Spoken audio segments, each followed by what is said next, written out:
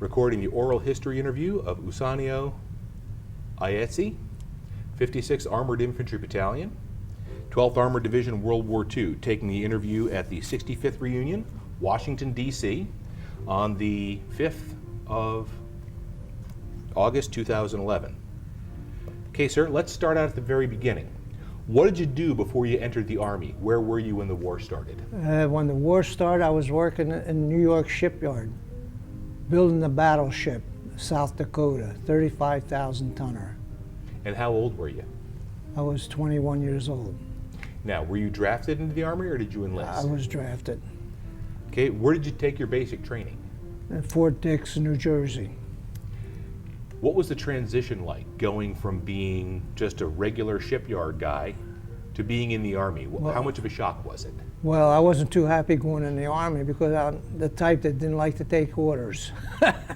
And I figured the Army was it. But I gradually got accustomed. In fact, I was only in about 6 or 7 months before I became a private first class. So, any friendships or experiences during training that you that spring to mind? Well, I got along practically all the guys, you know, because easy to get along with, you know. Language-wise, I knew a couple languages. Which languages did you know? French. I was pretty good in French. In fact, I had 2 years of it in high school, and when I got overseas, I used to go and interpret it. No, Italian too. Hmm? Italian too. Oh, Italian, but I didn't go to Italy. Okay. When did you join the 12th Armored Division? How did you wind up there? Well, I ended up at what's Camp Campbell, right? Now it's Fort Campbell. That's where I ended up. When I first got there, it was all mud, and all I did was build walks, wooden walks. 2 weeks I was on my hands and knees, pounding away, building the walks. But it was pretty good. And, you know, I got accustomed to it, you know. So learn to follow orders, do what you're told. That's the only way you keep out of trouble. Okay, so then from Camp Campbell to the Tennessee maneuvers. So what happened, you know, they called me in the orderly room and said, "You're going to Fort Knox." I said, "Why am I going to Fort Knox?" They said, "You're going to tank school." I said, "Why? Why should I go to tank school?" I said, "Because your mechanical aptitude score is very high." So I was there for 11 weeks or 12 weeks, but it was really good training. And what did they train you on? Driving or repair? Maintenance of the tanks, the whole thing from start to finish. I learned all about the tanks, and when I went back to the outfit, we had 3 tanks in our company, and I took care of all of them, including driving. So can you tell me anything about Camp Barkley, Texas? Well, Camp Barkley, well, that was, it was a hot place, not too nice to be in, but you survive, you know. And what happened, in the meantime, I went home on furlough and got married, and my wife came and stayed in Texas with me for a couple of months. Okay, then of course from Camp Barkley up to Camp Shanks, New York. Yeah, that's where we went, Camp Shanks, a train ride, blah, blah, blah, blah, blah, till we got on the boat and went overseas. But I hated that boat ride. I got so seasick, I wanted to actually jump overboard. But they had guards up top deck to say, "Where do you think you're going?" I said, "I'm going up to get some air." I said, "No, you're not, go down."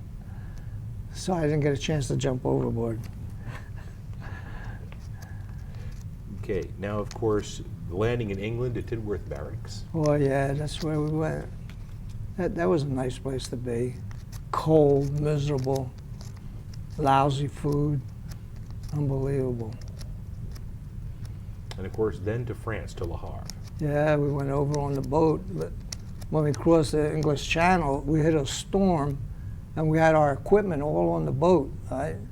And they were tied down with chains, but they were banging around. I said, "Boy, if one of these things breaks loose, we're all dead," because we were sleeping on the deck, actually. But we made it across, and there we were. Now, I said you were trained in maintenance of the tanks. Was that your combat duty, or did they have you do other things as well? No, basically that's what I did, the maintenance. Now, did you have any combat experiences yourself, or you were always in the back? Oh yeah, well I was trained, I was expert marksman, you know, all that stuff. Everything they taught me, I really learned it because I figured, you know, I'm depending on that. So that was part of my good training, I guess. Now, were you there for the Battle of Herlisheim? Yeah, in fact I got hurt at Herlisheim. Tell me about it. On January the 9th, I was in this house and it was terrible, the bombing and the shelling. So I was sleeping on the ground floor and I said, this is not too good. I think I'll go down in the basement. So I was standing up by this window, and as I stooped over to pick up my sleeping bag, a shell exploded out back, threw me across the room. Must have kind of blacked out, and then first thing I heard somebody saying, "Is anybody in here?" Because everything was so dark, but I could feel blood, you know, running down my. I said yes, so they picked me up, took me out, and got me first aid. How badly were you hurt? Not really too bad. They sent me to the hospital. I had stuff in my eyes and everything. They sent me to the hospital. I was in there about 5-6 days. And our guys were really getting hurt, you know, and they were coming in. I said, look, I can walk. I said, I don't want to stay in the hospital. Get me back to the outfit. And that's what they did. They took me back. And when they were taking me back, they says, you remember this place? You see that hole? That's where the shell exploded. It was a hole big enough you could put a house in.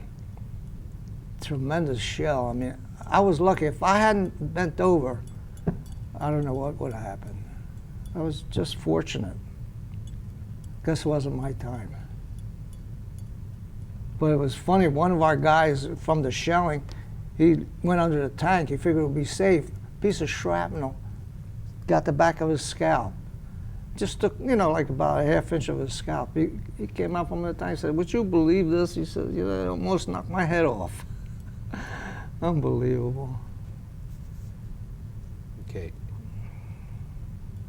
After the Battle of Herlisheim, of course, things started going better for the 12th Armored Division. Oh, yeah. I mean, we were always on the move, you know. We kept on going and going. Yep. Now, some of the operations that are more storied, we like to ask for people if they have any memories from them. The Colmar Pocket operation with the French, did you remember anything about that one? Not really too much, except, you know, there was a lot of fighting going on, you know. So we got out of that. I remember they were using flamethrower tanks and all that stuff. But what was bad, one of my buddies, Douglas Briscoe, got killed. I was in a half track, and the planes were coming over the hill, and you know, strafing and bombing, and I was shooting at them, and the gun kept jamming. After the second time, I said to Douglas, I said, let's get out of here. So we ran off the road. I jumped off the road down the embankment. He was still on the road. The bomb exploded and killed him. Unbelievable. I mean, I was covered with dirt and all that stuff, and I never forget that. Okay, going from the 7th Army under General Patch to getting attached to General Patton for a little while. Well, I tell you, he was a terrific soldier. I mean, he was strict, rough, tough, but he was a good soldier. I mean, he knew his stuff. We were lucky to have him. Now, what do you remember of your part in that? I hear a lot of guys talking about sleeping in the half tracks and constantly on the move. Oh yeah, I used to sleep on the tank fender because I didn't like sleeping on the ground. You know. Okay, now into Germany and liberating the POW camps. Were you on hand for any of that stuff? Well, I actually saw what they did, but I didn't actually take part in it. You know, I saw the bad bodies and all that stuff. Tell me anything you remember that you'd care to share with me. What's that? Tell me anything that you remember that you'd care to talk about No. the camps. No. No, it was just horrible just seeing all those bodies. Unbelievable.